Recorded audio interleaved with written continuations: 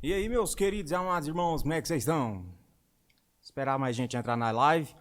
Hoje estamos com participação especial, como prometido. Olha ali, ó, tá distraído, mas por enquanto, dá um alô aí, pai. Tá aqui, ó. Paz do Senhor, meus irmãos, tudo bem? Estamos aqui junto. E aí, hoje nós vamos discorrer aqueles temas que, como prometido, né? Como ficou decidido lá na live passada. Tá tudo chegando certinho aí? Eu não tô conseguindo ver aqui. Eu não. Aí, rapaz. Tô até preocupado. Tá dando pra comentar?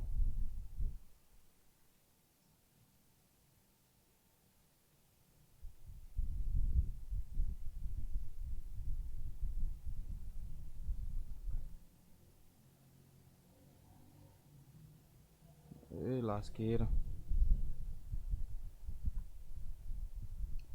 Tá tudo certo aí? Tá chegando certo? Dá uma olhada aqui no meu outro celularzinho pebinho aqui. Vamos continuar na oração. Em nome de Jesus vai dar certo. O comentário tá desativado, agora que eu vi. Aí, ó. Pronto, agora tá ativado. Tá ligado o microfone, né?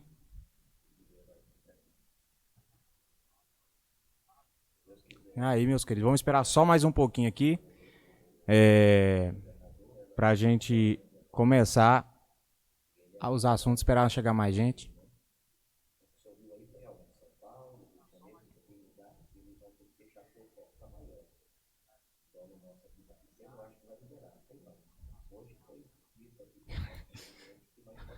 Eu me assistindo, eu a mim próprio, a mim mesmo. Ai, ai. Me fala aí se tá chegando o áudio direitinho pra vocês, na qualidade boa, a imagem tá mais ou menos. Eu sei que vai estar travando a imagem da minha câmera. Porque eu tô usando o meu outro celular como webcam. Não, minha câmera tá travada mesmo. Mas a câmera do meu pai aqui vai estar certinha. É porque eu coloquei a melhor nele, porque ele merece mais imagem boa, né? Olha lá, e lá. Então tá bom, acho que já chegou aqui bastante pessoas. Vamos começar. Bom, pra quem não tava na live passada, ué, papo eu. Quem não tava na live passada, a gente tava falando. Eu pedi pra vocês alguns temas pra gente discorrer e conversar hoje. E aí foi nos dados alguns temas. E sobre. No meio desses temas, o primeiro que saiu. Primeiro não, um deles que saiu, que eu quero fazer pra ser o primeiro hoje, é. Ansiedade. E eu já sofri com isso. Sei que é um negócio complicado. E. Viu aí a transição? E aí, e quando eu passei por isso, eu sofri demais. Então, achei um assunto assim que é muito relevante, porque pode-se dizer que é o mal do século, né? Muita gente passando por isso e é algo que tem afetado muito as pessoas. E vamos pedir a opinião hoje do pastor Divino, meu pai estou, né? Que bonito que eu tô com essa barba branca aí lá hoje. Ignora, o meu ignora. Tá bom, vou ignorar o seu ignora. O áudio tá ótimo. Que bom, então. Fala alguma coisa aí, pai, pra ver se tá bom o áudio do senhor também. Dá um pato senhor pros irmãos. Paz do Senhor, meus irmãos. Estamos aqui, firme, em nome de Jesus. Chega o microfone um pouquinho mais perto da boca Mais do senhor. perto. Isso. Ok, tá mais perto. Melhorou aí o áudio? Agora ficou mais melhor. Bom, seu celular tá bugado? Tá bom, não tem nada não. Eu relevo. O que o senhor tem a dizer biblicamente, pai, sobre ansiedade? Ansiedade. Exato. Bom, primeiro, a ansiedade, ela é o resultado da insegurança, né? Uma pessoa insegura, que tem a fé limitada, ela tem probabilidade muito grande de ter ansiedade. A ansiedade, ela limita a nossa fé. Exato. Tanto é que Jesus, ele nos advertiu, né? No capítulo de número 6 de Mateus, se eu não estou enganado, no versículo 31 ao 32, ele disse assim: não andeis inquietos com o que haveis de comer, com o que haveis de vestir, né? porque todas essas coisas os gentios procuram. E o vosso Pai celestial sabe que necessitais de todas elas. Então Jesus, ele vai dar um exemplo tomando a criação, os passarinhos. Ele diz: olhai para os passarinhos. Eles não plantam, não cegam, não guardam em celeiro, e mesmo assim o vosso Pai vos alimenta, né? E disse ainda para nós olharmos para os lírios do campo, que não fiam, não tecem, mas nem Salomão se vestiu como deles. O que Jesus estava dizendo em relação à ansiosidade, ou à ansiedade, né? É que nós devemos ter confiança que Deus é provedor. Deus, ele cuida daqueles que confiam nele. Eu ministrei isso ontem no culto de ensino. Eu falei sobre essa questão. Dei como exemplo o Salmo 127, que diz: se o Senhor não edificar a casa, em vão trabalhos que edifica. Se o Senhor não guardar a cidade, em vão vigia a sentinela. Então a ansiedade, ela é a falta de segurança. Pode ser no amor, a pessoa não tem segurança no amor. A pessoa não tem segurança na sua profissão, no seu trabalho. Ele se torna ansioso por causa disso, né? Ele não tem segurança em relação ao dia de amanhã. Ele pode estar preocupado em faltar alguma coisa, principalmente agora, nesse tempo de crise, com essa epidemia, tem muita gente ansioso. O que eu vou comer amanhã? Como é que eu vou pagar minhas contas? Como é que eu vou fazer isso, fazer aquilo outro? E esse tipo de sentimento leva o ser humano à depressão. Porque produz desgosto, produz amargura. Esses dias para trás aí eu vi uma reportagem, assim, uma pessoa falando na internet mesmo, na verdade, não é reportagem não. Falando que a ansiedade é excesso de futuro no presente, né? Que aí também nos traz o excesso de passado no presente, que se torna a depressão. E faz muito sentido isso, não faz? É o sofrimento antecipado. Né? É você olhar para o seu futuro, não encontrar perspectiva ou expectativa em relação ao seu futuro, e você começar a sofrer por uma coisa que você ainda não está vivendo.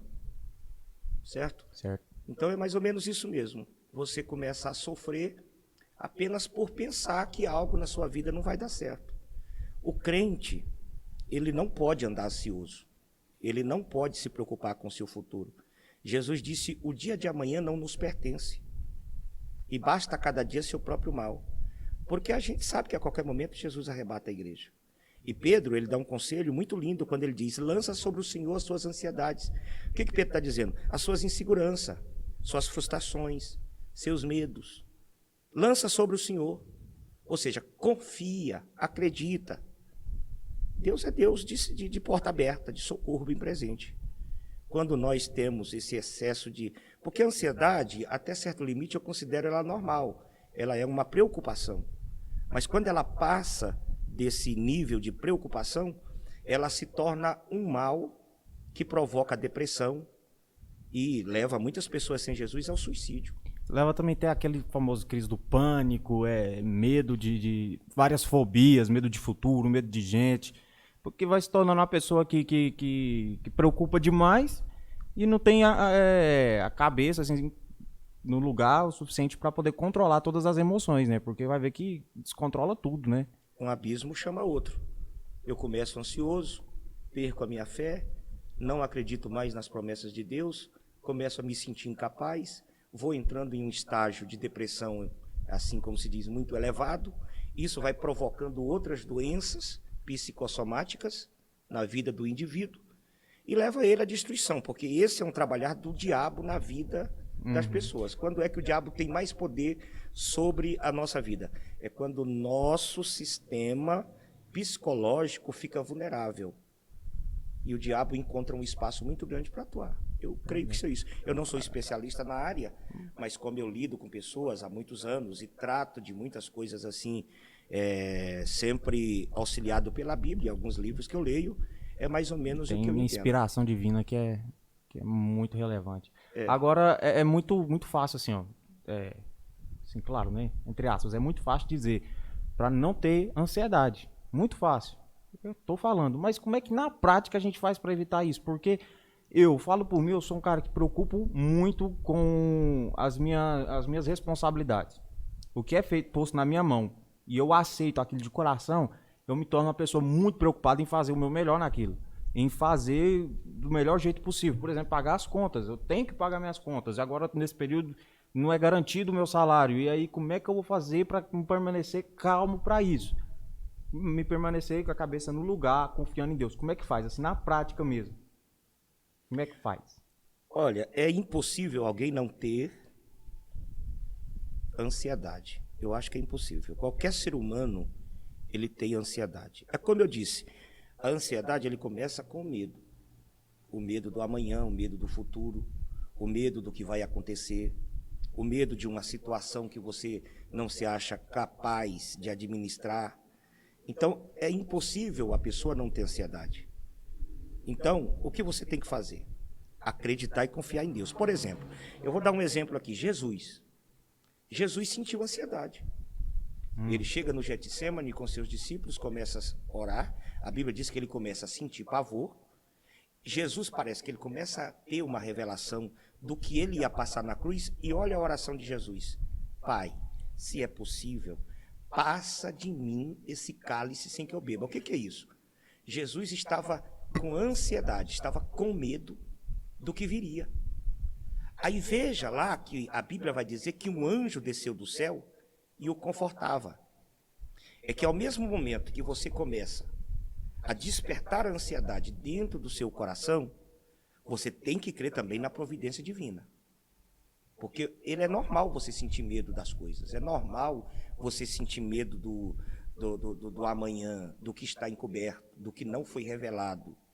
É normal você sentir medo. O que é normal é você se entregar e ser vencido por esse medo. É normal você sentir ansiedade. O que não é normal é você ser vencido pela ansiedade. Exatamente. Você tem que acreditar que Deus é maior do que os seus medos, do que sua ansiedade. É como até a moça acabou de comentar aqui, ó. O ruim é que perdemos muitas coisas na vida por conta do medo. O medo do amanhã. Por causa da ansiedade mesmo. Às vezes se tranca com medo de, às vezes, nem conseguir fazer aquilo e aí vai só se escondendo. Existem os dois extremos. Existe o medo bom, a ansiedade boa, que é aquela que às vezes nos livra de cometer um erro grave. Até porque o medo é uma forma da gente se manter seguro. Isso. É um mecanismo de defesa. Mecanismo de defesa. Então, existe essa questão. Você, por um lado, ter esse nível de ansiedade que não é maléfico, que te priva de fazer as coisas precipitadas, e existe aquela coragem extrema que te leva a cometer vários erros e assim você trazer para a sua vida prejuízos que às vezes podem ser irreparáveis. Então você tem que andar no quê? No limite da vontade de Deus, sendo guiado pelo Espírito Santo. O Espírito Santo, ele é o melhor ajudador para você no momento da ansiedade, porque ele não deixa você ir ao extremo da ansiedade, ao ponto de perder a sua fé e não acreditar em Deus, como também ele te ajuda a não ir ao extremo da coragem e você começar a fazer bobagem e cometer erros que pode te trazer aí prejuízos irreparáveis. Uma coisa que eu fiz agora recentemente até, tava preocupado, né, com amanhã, com as coisas que há de vir. Não tinha nem chegado esse corona ainda. Mas a vida de um homem, eu falo por mim porque sou homem, é o que eu entendo, é a vida de um homem. E um homem, ele é cheio de preocupações com amanhã. Porque um dia vai ter uma família, um dia vai ter responsabilidades além de estar em casa, né? E eu falei, Deus... Aí eu lembrei de Jesus, como você falou aí na hora que ele estava no Getsemane. Eu analisando, assim, me veio na cabeça, na hora que eu estava com aquela preocupação, aquele medo. E aí eu vi Jesus no Getsemane, ele pediu para que Deus tirasse dele aquele cálice. Tirasse dele aquela dor, aquele peso, aquela angústia. E Deus não tira. Deus não tira. Ao contrário, a gente vê Jesus saindo dali mais forte. Vê ele saindo dali, continuar andando. Ele não desistiu ali, né? Ele teve, quem sabe de Deus, assim, uma força, um renovo para continuar. E aí foi foi na época da coluna, na época que eu tava com problema na coluna, né? Que as pernas travadas, mal conseguindo andar, não conseguia mexer direito, morrendo de medo de perder as pernas de uma vez só. E aí, eu, em vez de falar, Deus me cura, Deus tira isso de mim, Deus me tira, eu falei assim, quer saber, eu vou pedir para Deus força, porque o que for para acontecer na minha vida, vai acontecer. Então que ele me ajude a passar pelo que há de vir na minha vida firme. E aí eu melhorei. Melhorei não fisicamente, mas psicologicamente. Porque nesse dia eu estava deitado na minha cama e eu não conseguia mal levantar. Não porque eu estava com muita dor, mas porque eu estava com medo e muito triste. E eu só queria ficar deitado mesmo para arrumar um jeito de esquecer aquele problema. Mas assim que eu coloquei nas mãos de Deus e falei o que há de vir virá, deixa que Jesus vai cuidar do resto. O que for para acontecer na minha vida vai acontecer de uma forma ou de outra, então é melhor eu deixar que aconteça sendo grato. Se não conseguir andar, eu vou rastejando, mas eu vou continuar. O céu vai chegar um dia, o sofrimento vai acabar. Eu não posso parar. Eu não posso desistir, botar culpa e achar a culpa para alguma coisa para esse meu problema. Tem que colocar culpa em alguma coisa nesse problema meu. Não. Vou fazer o seguinte, eu vou agradecer por tudo que está acontecendo na minha vida, deixar Deus fazer o resto, e isso me ajudou demais. Me ajudou demais. Porque naquele mesmo momento que eu estava triste, assim que eu entendi que Deus não vai tirar o cálice, mas que Ele pode me dar força para passar por aquilo, porque aquilo tem um propósito, assim como Jesus tinha um propósito na morte dele, que era nos salvar, talvez o meu sofrimento tenha um propósito. Que hoje eu entendo que era eu ter força psicológica e saber ser grato. É isso aí. E a ansiedade, ela tem um lugar certo para ser vencida. Eu não acredito que a ansiedade se vence com remédio, com tratamento psiquiátrico, Comigo essas coisas, não passou com A remédio. ansiedade se vence no lugar certo. Onde é que Jesus venceu a ansiedade? No monte. No monte da oração. Na hora que Jesus sentiu o pior momento de ansiedade da sua vida, ele foi orar. Você acabou de contar aí que a hora que você teve em crise, o que você foi fazer? Você foi orar. Vou falar com Jesus. Quando Elias entrou em crise, qual foi o lugar que ele procurou? Ele procurou o monte. Ele procurou o lugar da presença de Deus. E foi lá que Deus tratou a sua ansiedade, fez ele voltar com responsabilidades para poder terminar a sua tarefa. Então, o melhor lugar de se vencer a ansiedade é na oração. É contando para o Senhor todas as suas angústias, seus medos, todo o seu processo aí de ansiedade, você coloca tudo na presença de Deus em oração. E a resposta vai vir. Então, o melhor jeito de vencer a ansiedade é na oração. Eu lembro que quando eu estava em depressão, que foi até aquela vez que minha mãe me levou meio que amarrado lá pro consultório, você lembra naquele dia? A gente ficou lá das 8 até quase 1h da tarde para ser atendido. Lembro. Pois então, aquele dia lá, eu cheguei e falei lá uns 15 minutos com o médico, porque eu nem tive paciência muito de falar, e aquele dia eu pensei, eu vou sair daqui melhor, já que eu vim mesmo, então eu vou falar tudo que eu tenho para ele. Fui falar. Só que parece que ele não me entendia, ou eu não sabia me abrir com ele. Quando eu entrei no carro para voltar para casa de novo, eu entrei pior do que eu fui. Certo. Eu não dava conta nem sabe? Ih, meu celular tá com uma bateria. Mas enfim, eu não dava conta de falar nada. Eu tava ruim mesmo. A depressão já tira todo o ânimo da gente. Mas naquele dia eu tava horrível. Mas quando eu cheguei em casa, a primeira coisa que eu fiz foi ajoelhar, coloquei literalmente a boca no chão, a cabeça no chão e orei com a boca no pó mesmo. E falei, Deus, eu quero me abrir com o Senhor. Com o doutor não deu certo, mas com o Senhor eu tenho certeza que vai dar certo. Conversei lá com ele alguns minutos, algumas horas, eu não lembro quanto tempo foi. Até a noção do tempo a gente perde, mas eu conversei bastante com Deus. E quando eu levantei como se eu não tivesse problema nenhum. E Deus só foi me ensinando, devagarzinho, dia por dia, experiência por experiência, como vencer aquele problema, que foi terrível. Mas eu venci. E hoje eu estou curado. E para mim a solução foi a oração. O mal de muitas pessoas é esse. Quando eles entram em crise de ansiedade e começa aí um estágio de depressão na vida das pessoas, se trancam, para de ir para o culto, para de ir para a oração, né? Deixa de adorar a Deus. Então, a tendência dessa pessoa é ficar pior. Agora, se você começar a sentir ansiedade, começar a sentir que está entrando em um estágio de depressão ou já está na depressão, corre para a oração.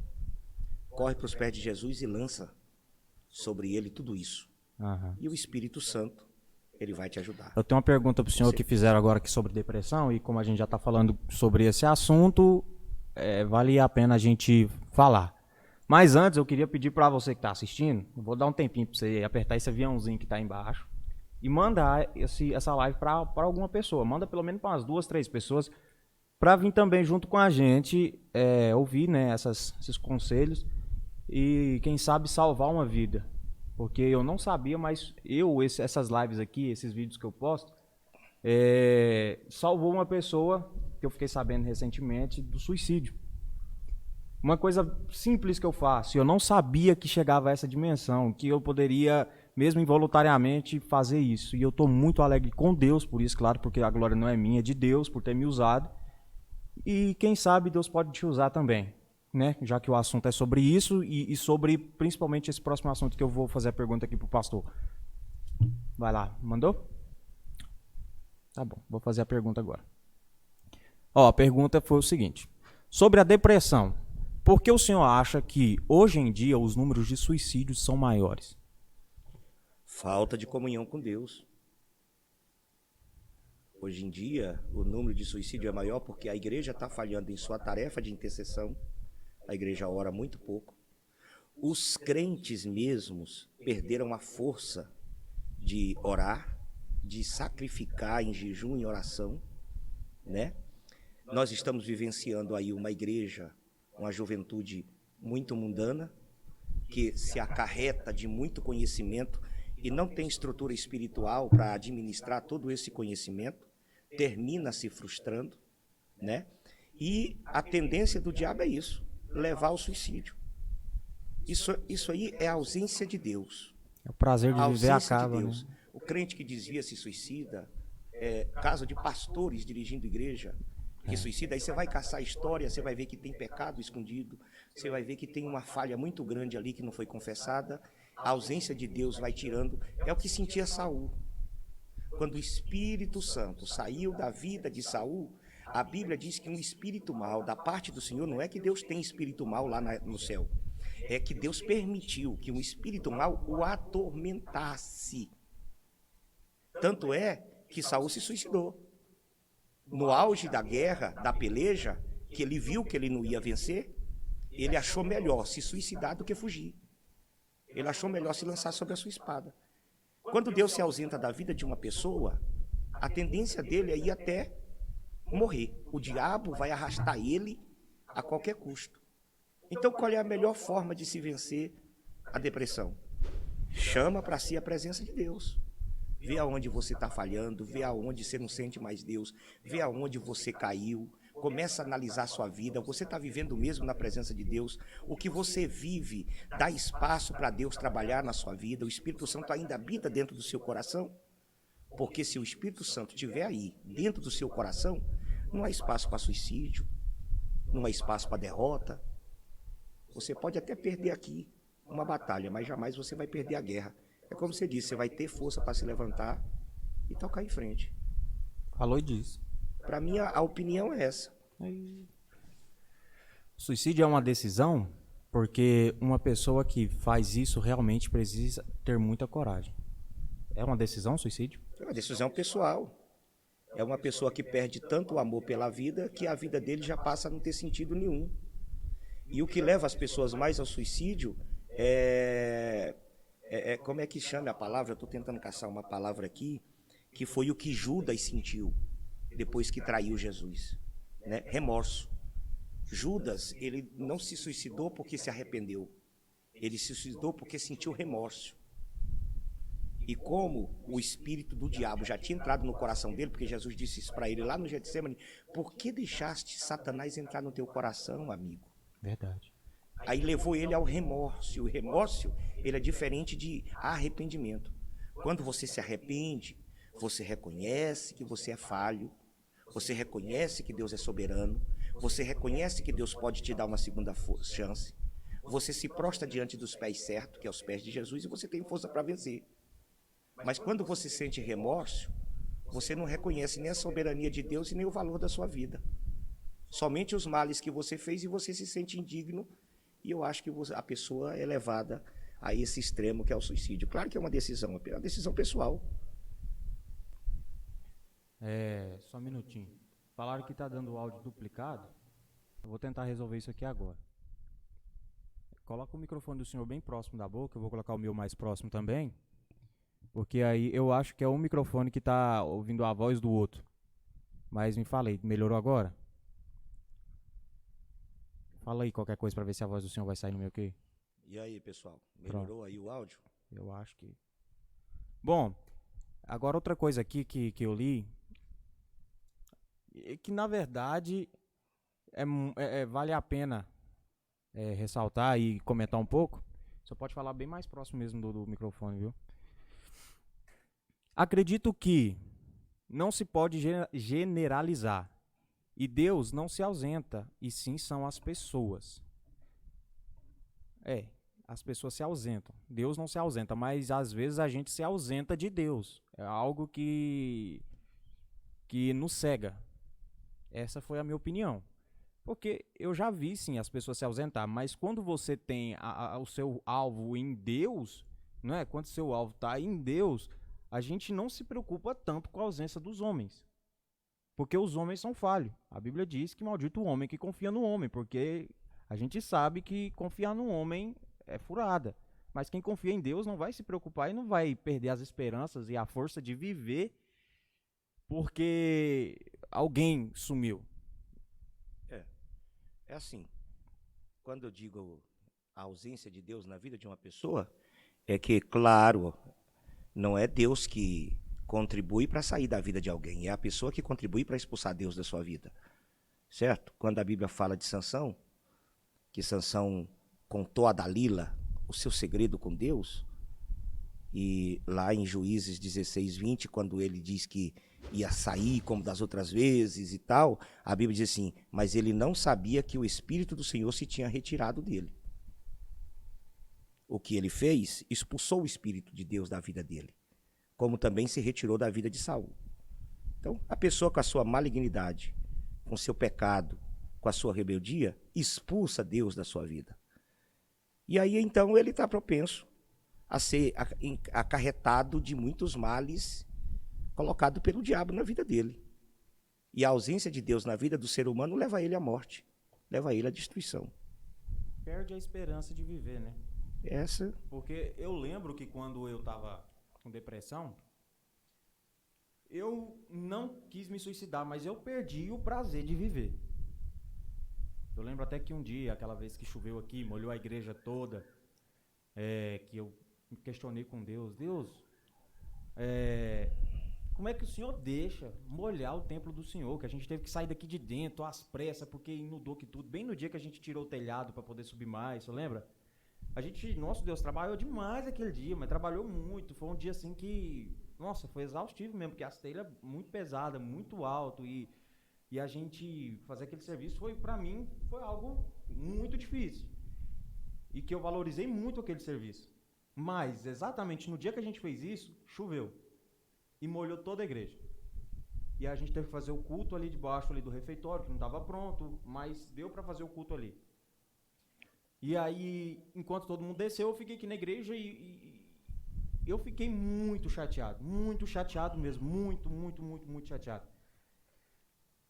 No tanto que eu falei assim, eu não presto para ser crente. Eu falei aquele dia. Eu perdi assim, eu já não estava tendo muita alegria na alma mesmo, minha alma estava angustiada. E aquele dia, eu acho que eu nunca falei isso pro senhor, a história toda. Aquele dia eu parei aqui, sentei aqui dentro da igreja, tudo molhado, tudo cheio de água aqui dentro. Sentei e falei, eu não presto para ser crente. Porque eu amo tanto isso aqui, parece que Deus não ama. Deus deixou molhar. Quem sabe vai estragar os bancos, tudo, o carpete vai apodrecer, porque molhou.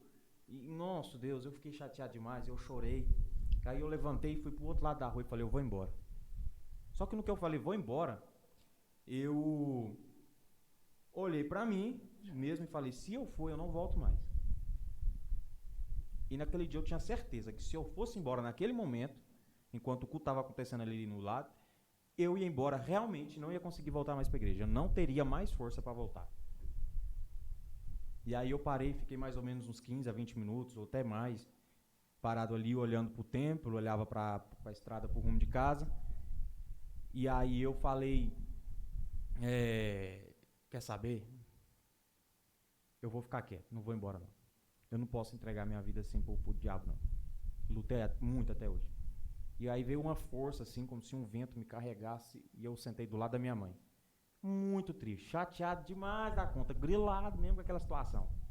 Porque a igreja que a gente tanto zela, tanto ama o templo, enfim, que a gente tanto ama, tanto zela, estava todo encharcado, depois de um dia exaustivo que a gente teve.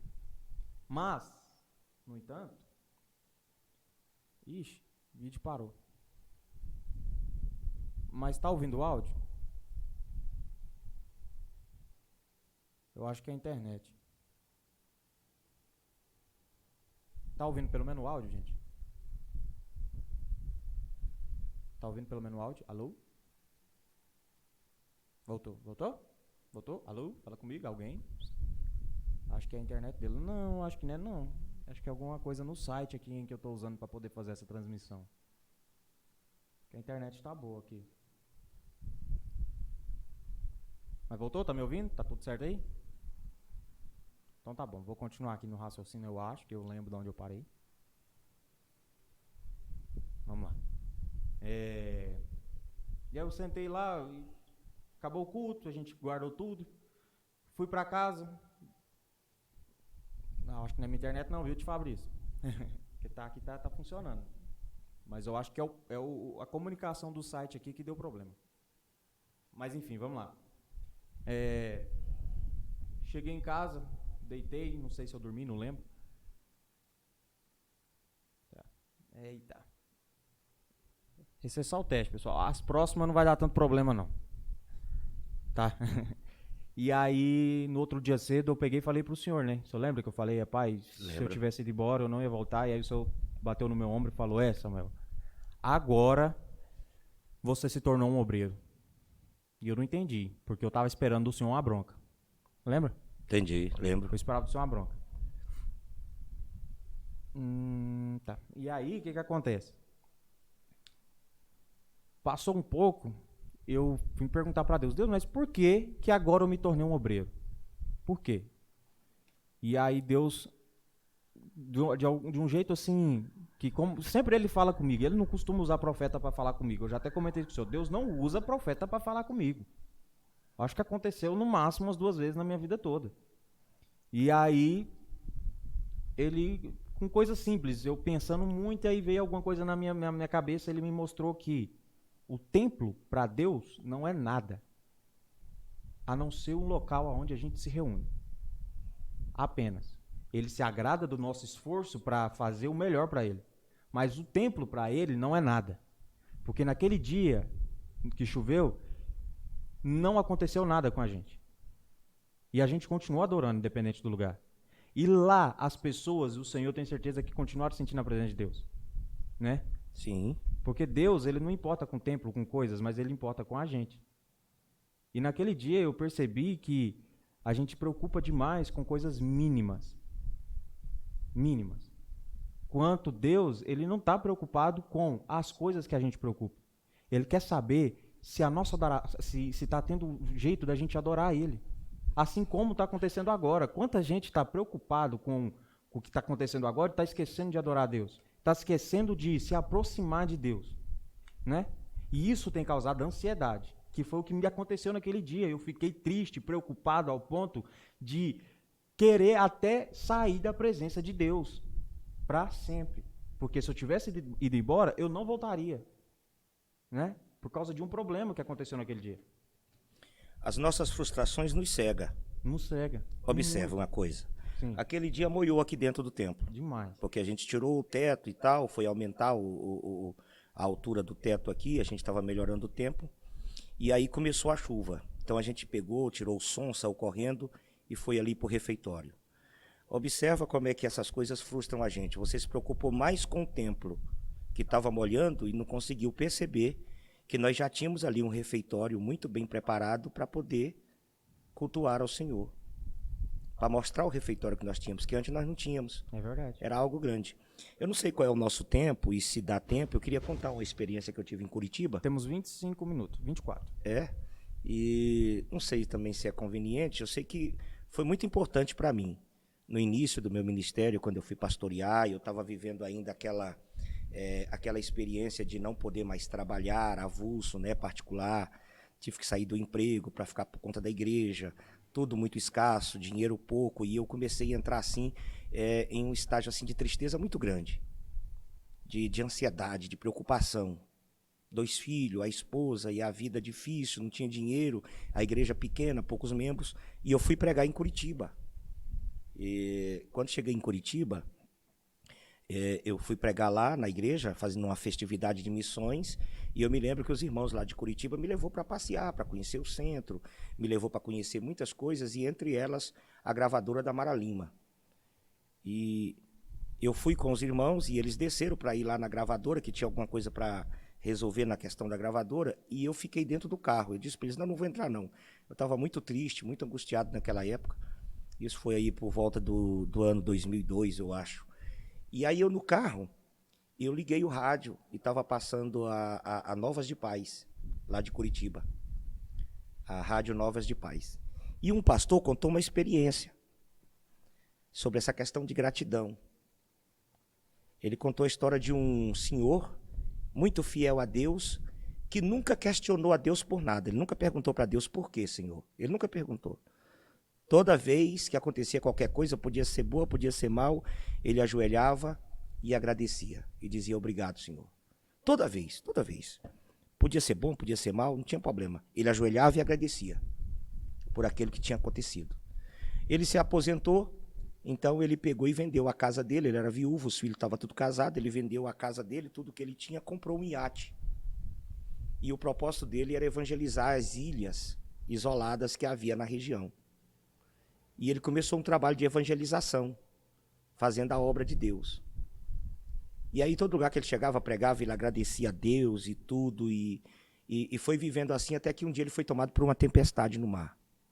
E o mar pegou o barco dele e começou a açoitar pelas ondas, e ele começou a andar à deriva, perdeu a direção de tudo, até que pegou o barco e levou o barco contra uma pedreira que tinha, e quebrou o barco dele no meio. Só deu tempo dele salvar um baú com pertences de antiguidade, de coisa significativa que ele guardava, colocar dentro de um bote e pular dentro desse bote. Salvou também uma caixa de fósforo, algumas coisas, e ele conseguiu salvar. E ficou olhando de longe o barco dele afundar. E ele, então, ajoelhou dentro do barco e agradeceu a Deus, porque Deus havia poupado a vida. Levou o barco, mas poupou a vida dele. E ele ficou 6 dias à deriva no mar, sem comer, sem beber. Todo dia ele agradecia. Por mais um dia ele está vivo. Até que um dia de manhãzinha ele acordou e ele estava próximo de uma ilha.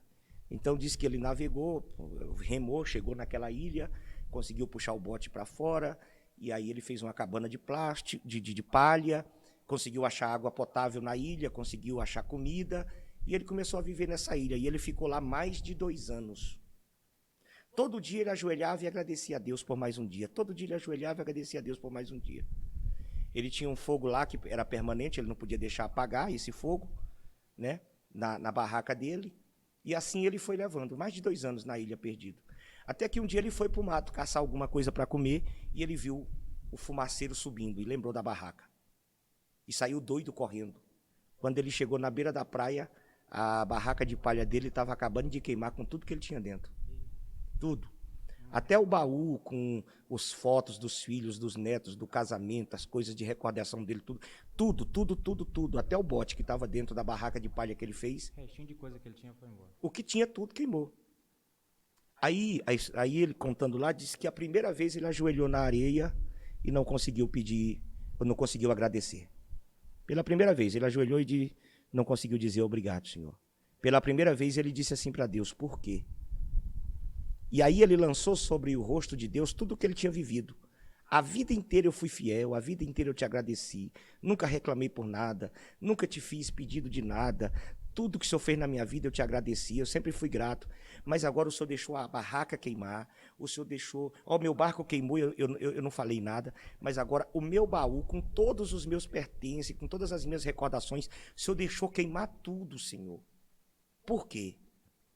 E ele estava ali questionando a Deus em oração na beira da praia, de joelho chorando, querendo uma resposta de Deus, quando ele escutou a buzina de um navio que se aproximou da ilha.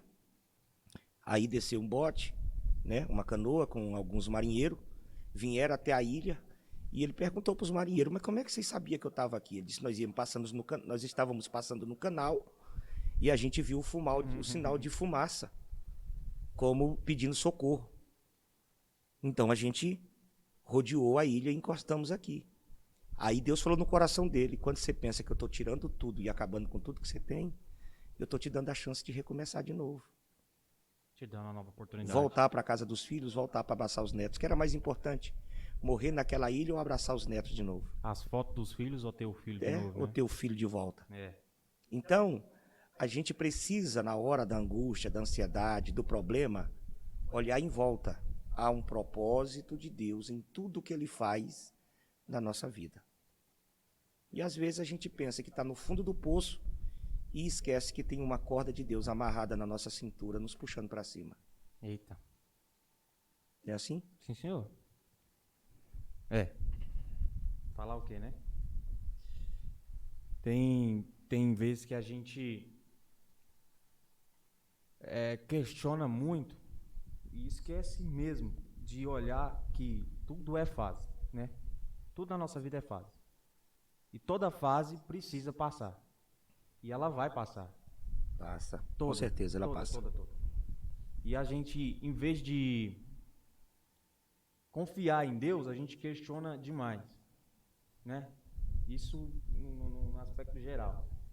Porque no momento de dificuldade, como o rapaz aí mesmo, ele estava, pode-se dizer, sem saída agora. Nem as lembranças de casa ele tinha mais, né? E nesse momento ele questionou a Deus. E mais uma vez Deus prova, ele já mostrou isso para mim, né? Na minha vida, várias vezes. Que não adianta eu questionar, não adianta eu querer saber o porquê. É melhor eu confiar e deixar Deus fazer do que ficar perguntando por quê. Porque Ele sabe o que é melhor pra gente, né? Quantos questionamentos e dúvidas eu tenho, mas que não adianta nada eu perguntar. Eu quantas vezes perguntei: Deus, o que o Senhor quer da minha vida? O que o Senhor quer que eu faça pro Senhor? E Deus nunca me falou. Então eu falei: quer saber? Em vez de ficar perguntando, eu vou fazer o que está na minha mão para fazer. Foi igual domingo, Deus falou comigo no culto. No primeiro dia de live, só lembra lá que o Senhor me deu oportunidade para ler a Bíblia? Eu não estava nem um pingo de vontade de ler. Lembro. Estava meio estressado, agoniado, porque eu não sabia como é que fazia aquela live. E tudo estava dando errado naquele momento. Pelo celular mesmo, já não tinha ficado tão bom e eu sou chato com qualidade. E aí eu peguei, abri a Bíblia, num versículo lá em Eclesiastes, diz que ela fala que tudo que vier à mão para fazer, faça, né? Porque depois que morrer, com todas as tuas forças. Depois que morrer não tem mais o que fazer, não tem obras, né? Isso. E naquele dia eu li aquilo e na terça-feira aquele versículo fez efeito na minha vida. Aí eu escutei Deus falando para mim: o que dá para você fazer, faz. Com todas as suas forças. Porque você vai morrer. E um dia você não vai poder fazer mais nada. Aí eu falei para mim mesmo: então eu vou estudar uma melhor forma de fazer a live. Em vez de ficar me limitando. Me automutilando ali. Mas ficou ruim, por que eu não fiz desse jeito? Por que eu não fiz daquele outro jeito? Eu falei assim: quer saber? Então eu vou estudar a melhor forma de fazer. Domingo aqui, eu estava sentindo a presença de Deus. Nem tanto pela palavra, porque realmente foi uma palavra boa, né? Eu gostei muito. Uma palavra simples, objetiva, e quem agradecia apenas Deus. Mas ali eu estava sentindo a presença de Deus de uma forma tão gostosa que eu senti que era como se fosse o pagamento de Deus. Por eu ter me esforçado e ter feito tudo o que eu podia com todas as minhas forças. Ter me esforçado tanto, que até perdi uma noite de sono só pensando, criando estratégia. E aí era como se Deus me presenteava: toma um pouco da minha presença por você ter feito alguma coisa por mim. Sabe, isso para mim foi tão gratificante, porque mais uma vez eu entendi: larga de questionar, só faz o que está na sua mão para fazer. Samuel, você não sabe o que tem no seu futuro? Beleza, cuida do seu presente, né? Põe o futuro na mão de Deus, que Ele sabe cuidar. Não precisa de muito melhor mais. do que a gente. Melhor do que a gente. É isso. Para que se preocupar tanto com o futuro? A ansiedade se vence quando você confia em Deus o seu futuro. Exatamente. E para mim tem sido tão gratificante essas pequenas experiências com Deus, essa forma dele falar comigo. Eu lembro que até eu postei alguns vídeos no canal antigo, e um do título foi: a forma que Deus falou comigo.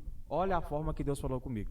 Porque a forma que Deus fala comigo é tão diferente, pelo menos para mim, porque eu não conheço alguém que Deus fala desse jeito. Foi igual o dia que o senhor estava pregando, falando sobre Moriá. A mensagem foi muito grande, nossa, passou pelo caminho de Moisés, praticamente, Moisés não, Abraão praticamente todo. Mas na hora que o senhor falou Moriá, Deus falou comigo. Na hora, falou Moriá. E foi exatamente no dia que eu estava preocupado com o futuro. Tava carente, doido para arrumar uma mulher nesse dia. Tava. E aí, no meu pensamento veio o quê? Não, escuta. Aí meu pensamento veio o quê? Mas eu tô perdendo tempo demais, me preservando, sendo esse rapaz bonzinho, que não sai por aí pegando várias, que não sai por aí mexendo com todas, né? Eu falei, caramba, eu tô perdendo tempo demais, eu podia simplesmente arrumar uma namorada. Porque tanta gente que namora 2, 3 vezes antes de casar, né? E eu tava com esse negócio. E aí na pregação à noite, isso foi de tarde, eu tava em casa, à noite o senhor pregou e falou Moriá. O senhor só falou Moriá. E aí eu fui analisar a trajetória. No início, a gente não sabe onde é, o que o futuro nos espera. A gente não sabe onde é. Deus falou para Abraão, vai, eu te mostro onde é que é. Então é inseguro. Aí parece que você está perdendo, né? Porque você vai dar algo para Deus que você quer tanto. Tudo que você faz e o resultado não é instantâneo, é sentimento de perca. Perca. Então, primeiro, insegurança, depois perca. Porque você está perdendo. Moisés estava perdendo o filho. Abraão. Moisés, Abraão. Parece demais o nome. Abraão estava perdendo o filho ali naquele momento. E para mim parece que eu estava perdendo a juventude. Eu podia estar aproveitando um pouco mais. Era perca. E o terceiro, eu não lembro o que era, mas tinha alguma coisa. Eu sei que no final, eu lembrava que era Moriá. Moriá significa provisão de Deus. Então Deus não nos leva para coisas que representam insegurança, perca, medo. Nos representa tanta coisa ruim. Deus nos leva. Ele está nos levando, o nosso caminho é para Moriá. A provisão dele. A provisão dele. E na provisão dele existe um cordeiro. E é esse cordeiro que nos salvou. Então, em troca desse cordeiro morreu por nós, é que a gente vai ter o que acontece no final. Deus diz para Abraão, não mata seu filho. Já tem um cordeiro para você. Vai aproveitar a vida com seu filho agora. E eu entendo isso como o céu. É onde a gente vai descansar com a promessa. Que era a promessa de Moisés. O filho dele. De Abraão. De Abraão, pai. Por que o senhor fica falando Moisés? Ai, ai. É isso aí. Já cheguei a pensar isso. Já pensei que estava perdendo tempo na igreja com Deus. Eu acho que todos nós... O áudio tá baixo. Eu vou ter que arrumar isso da próxima vez. Da próxima vez vai ficar melhor. Vocês vão ver. Esse é um teste. Inclusive vai falando isso, tá bom? Tá gostando do assunto, do papo, do que tá sendo de proveito? Então, esperar em Deus também é caminhar. Ninguém nunca perdeu por esperar em Deus, é verdade. Não existe perca com Deus. Não existe. Se você pegar a sua vida, colocar ela na direção de Deus e deixar Deus guiar o barco, não há perca. Não tem como. Não existe. Qualquer profeta da Bíblia, qualquer homem, qualquer pessoa que Deus chamou na Bíblia, eles não perderam, certo? Embora às vezes você olhe aí para a igreja primitiva, quantos que não morreram nas arenas e dava a sensação de que estava perdendo, mas olha aí, o resultado disso são os exemplos que nós temos hoje, de uma fé inabalável diante de uma circunstância terrível que era o que aconteceu com a igreja primitiva. Então com Deus não tem perca. Não existe perca com Deus. É sempre uma nova experiência, um novo aprendizado. Se você não estiver aqui, terá na eternidade. E o seu legado fica para outra pessoa. O seu legado fica. Certo? É que nem Ana. É Deus usando a dor de Ana para prover um profeta para Israel. Certo? É através da dor providenciando algo para Deus. Ana não sabia que a dor dela providenciaria o maior dos juízes de Israel. Então era um projeto de Deus. Porque ela chorou muito, né? Sofreu. Demais. As aflições de Ana são tremendas. Quanto tempo ela não chorou querendo de Deus aquela providência? Deus fechou a madre de Ana. O marido de Ana não entendia Ana. O pastor de Israel, Eli, não entendeu o seu momento de aflição e de oração. Achou que ela tava A bêbada. Benina lá vivia humilhando a Ana todos os dias. Ana tinha tudo para ser uma mulher depressiva, para se suicidar, para acabar com tudo. Para que eu presto se naquela época o maior valor de uma mulher era gerar filhos? E ela não sabia que tudo aquilo era o propósito de Deus, certo? Enquanto que Ana sofria querendo um filho, Deus trabalhava na aflição de Ana para prover Samuel, certo? Então eu tenho que entender que até na minha dor eu estou trabalhando para Deus.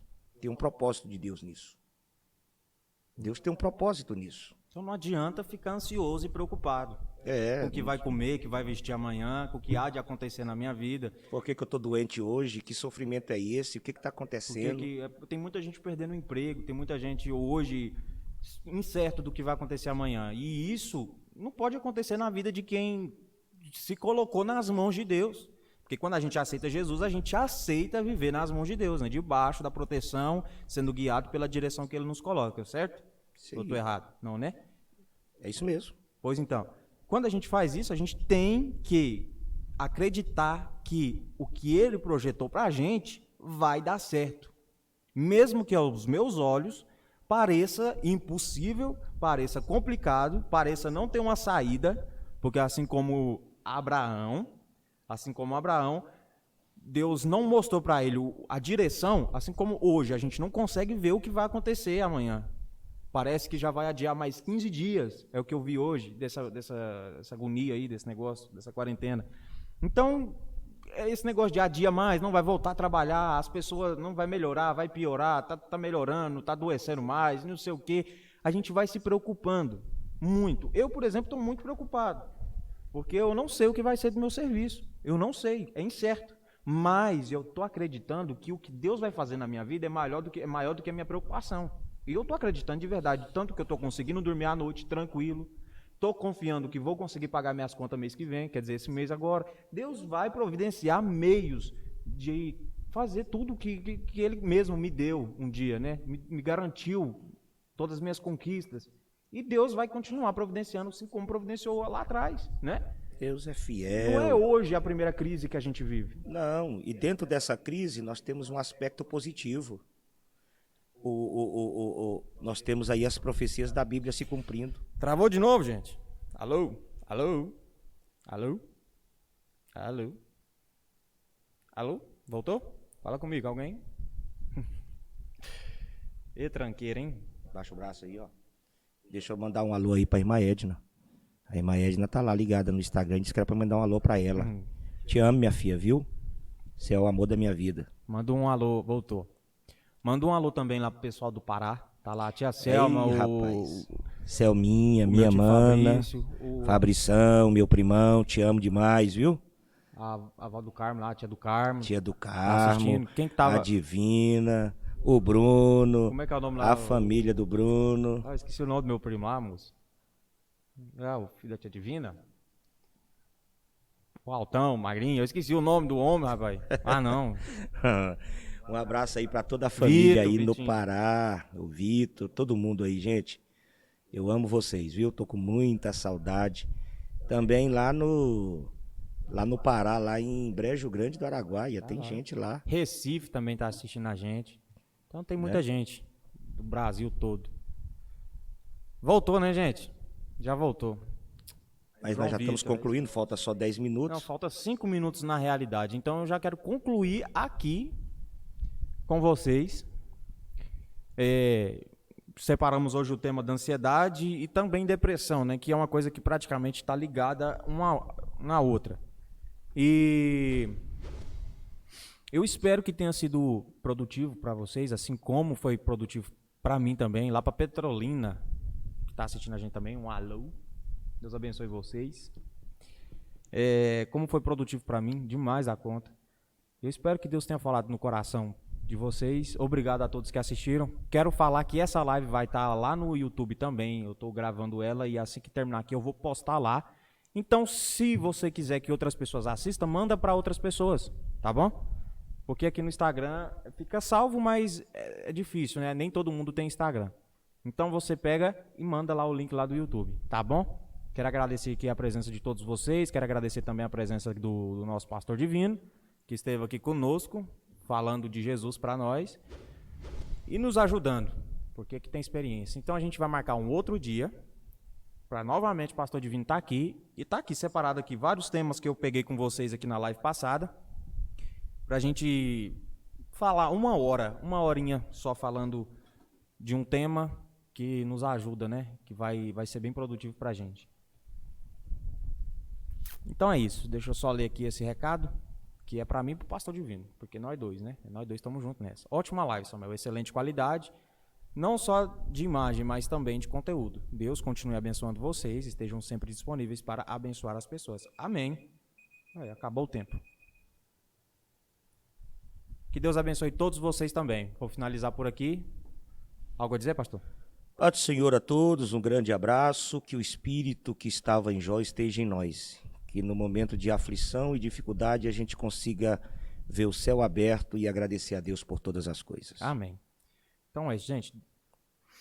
Tchau, obrigado, é nozes, o resto é castanha e até a próxima. Deus abençoe a todos vocês. Tchau, obrigado.